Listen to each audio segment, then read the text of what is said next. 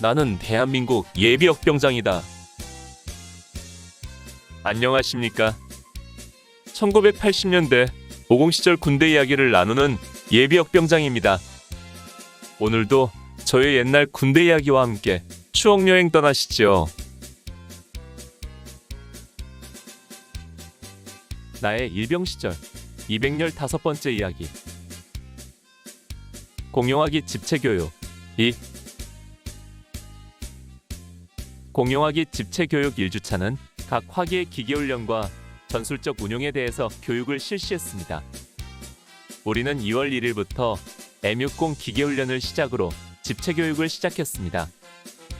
사실 육공기관총은 우리에겐 소총이나 다름없어서 기계훈련이나 분해결합이 어려울 것은 없었습니다. 늘 우리 곁에 가지고 다니며 다루는 것이라 특별히 배울 것은 없었지요.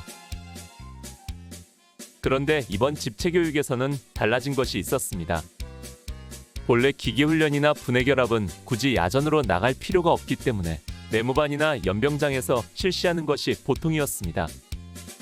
그러나 이번에는 연대장 특명으로 모든 집체교육을 영내에서 실시하지 말라고 하므로 우리는 모든 장비를 들고 야전교장으로 나가야 했습니다.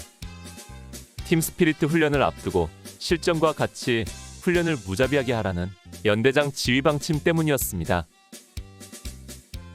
아직 혹한의 겨울이 끝나지 않은 2월 초, 야전에 나가 기관총을 분해 결합하고 기관총 특성과 삼각대 거치, 조준, 전륜기 조작 방법 등 기초적인 기계훈련을 하노라면 꽁꽁 언 손끝이 아려왔습니다.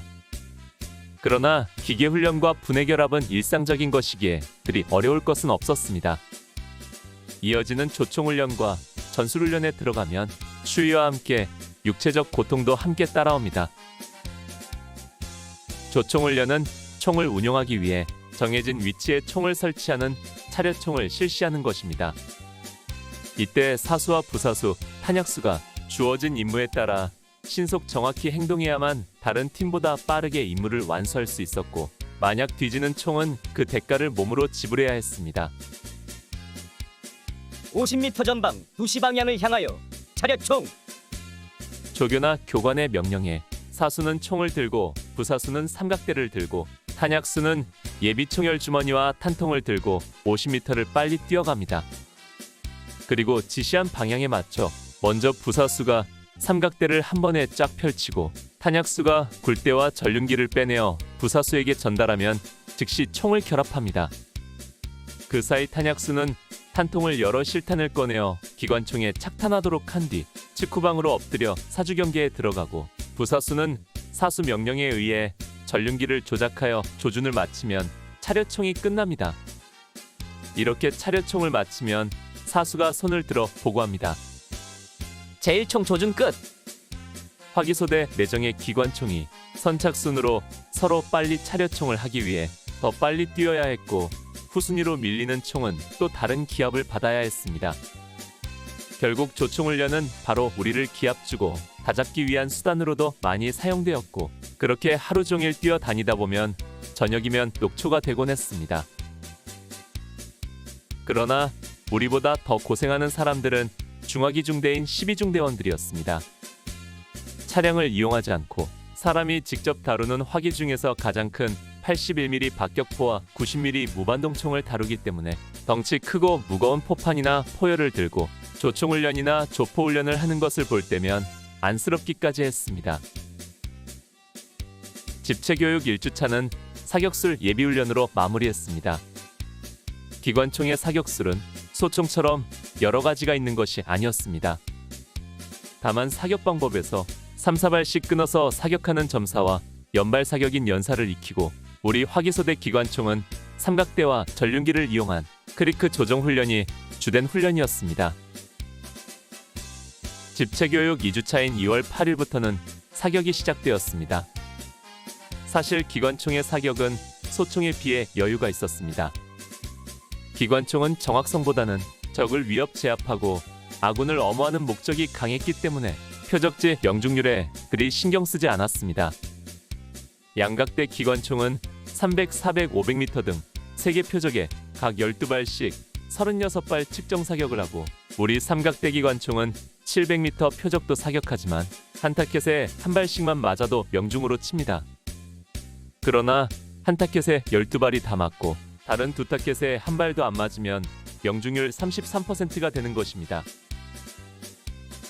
재미있는 것은 우리 삼각대 기관총의 야간 사격입니다. 야간 사격을 위해 주간에 사격 지원을 미리 뽑아 놓아야 합니다.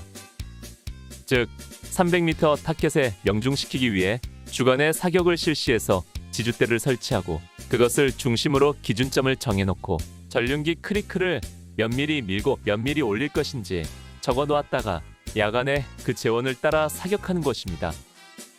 그러다 보니 만약 누군가가 총을 건드리면 그 총은 절대 명중시킬 수 없게 됩니다.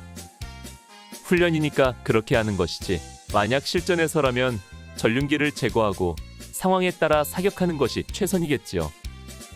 야간 어둠 속에서 500m 전방의 상황을 눈으로 보고 사격한다는 것은 불가능하기 때문입니다. 기관총 사격의 백미는 바로 예광탄입니다. 기관총 실탄은 클립으로 100발씩 연결되어 있는데 실탄 5발에 한 발씩 예광탄이 포함되어 있습니다.